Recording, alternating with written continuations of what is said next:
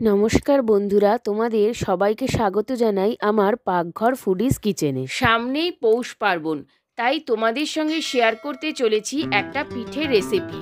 সেটা হলো চিতই পিঠে বা ছাঁচের পিঠে। প্রথম থেকে শেষ পর্যন্ত তোমরা ভিডিওটা দেখতে থাকো। চলো এবার আমরা রেসিপিটা শুরু করি।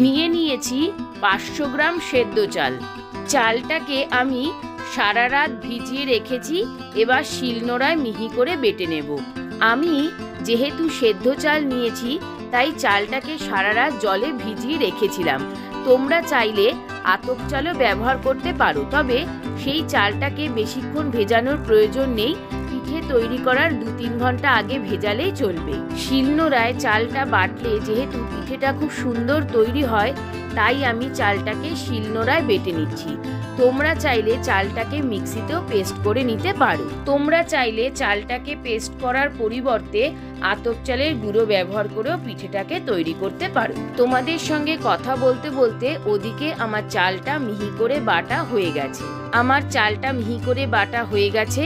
এবার এই বাটাটাকে গোলার জন্য আমি একটু গরম জল বসিয়ে দিলাম। দেখো বন্ধুরা, আজ আমি পিঠেটা তৈরি করার জন্য এই পোড়ামাটির তৈরি ছাঁচটা ব্যবহার করব। তোমরা যদি পোড়ামাটির ছাঁচ না পাও, সেক্ষেত্রে ননস্টিকের ছাঁচও ব্যবহার করতে পারো। আমি ছাঁচটাকে ব্যবহার করার আগে প্রায় 2 ঘন্টা মতো জলে ভিজিয়ে রেখেছিলাম।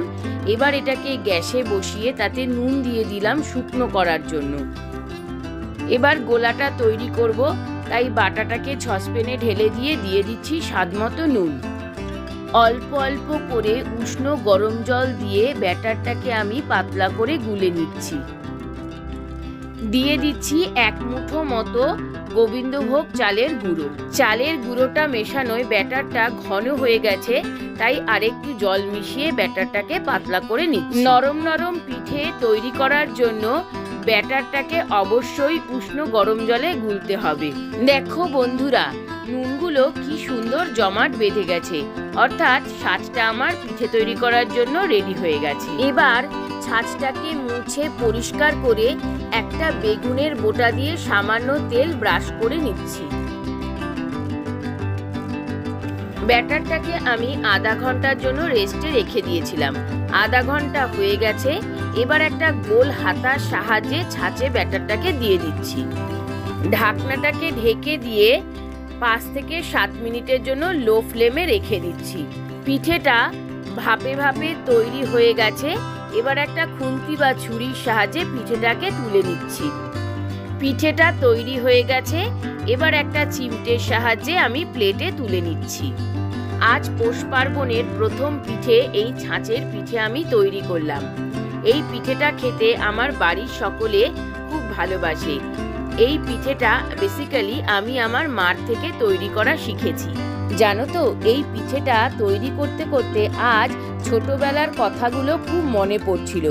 মা উনুনে এই পিঠেটা তৈরি করতেন আর আমরা ভাই বোনেরা মিলে খুব মজা করে খেতাম। জানো তো বন্ধুরা, আমার মা এই পিঠেটা সবসময় উনুনেই তৈরি করতেন। এখন তো আর উনুন পাওয়া যায় না, তাই গ্যাসেই চেষ্টা করলাম পিঠেটা তৈরি করার। পিঠেগুলো আমি মোটামুটি ভেজে ফেলেছি। দেখো কি সুন্দর নরম তৈরি হয়েছে পিঠেটা। এবার আমি পিঠেগুলোকে দুধে ভিজিয়ে নেব। পিঠেগুলোকে দুধে ভেজানোর জন্য গ্যাসে একটা কড়াইতে বসিয়ে দিয়েছি 1 লিটার দুধ। পিঠেগুলোকে দুধে না ভিজিয়ে শুকনো পিঠে দুধ ও পাতলা নলেন গুড়ে ডিপ করেও খাওয়া যায়। দুধটা ফুটে উঠেছে। এবার এতে দিয়ে দিচ্ছি 400 গ্রাম মতো পাটালি গুড়।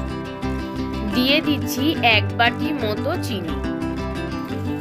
নেড়ে চেড়ে গুড় আর চিনিটাকে ভালো করে মিশিয়ে নিচ্ছি। গুড় আর চিনিটা ভালোভাবে গলে গেছে। এবার একে একে পিঠেগুলোকে দিয়ে দিলাম। মোটামুটি 10 থেকে 15 মিনিট মিডিয়াম আঁচে পিঠেগুলোকে ফুটিয়ে নিচ্ছি। পৌষ পার্বণের প্রথম দুধে ভেজানো চিতই পিঠে বা ছাঁচের পিঠে আমার তৈরি হয়ে গেছে। এবার আমি বাটিতে নামিয়ে নিচ্ছি। পিঠেটা তৈরি করতে করতে বাড়ির বাকিরা, বিশেষ করে আমার মেয়েরা পিঠেটা টেস্ট করে ফেলেছে। তারা বলল এটা নাকি দারুণ হয়েছে। এবার আমি টেস্ট করে দেখি। রেসিপিটা বাড়িতে একবার ট্রাই করো, আর ভালো লাগলে অবশ্যই কমেন্ট করে জানাবে। Thanks for watching. Please subscribe my channel Pakghar foodies kitchen and press the bell icon. পিঠেটা খেতে দারুণ হয়েছে।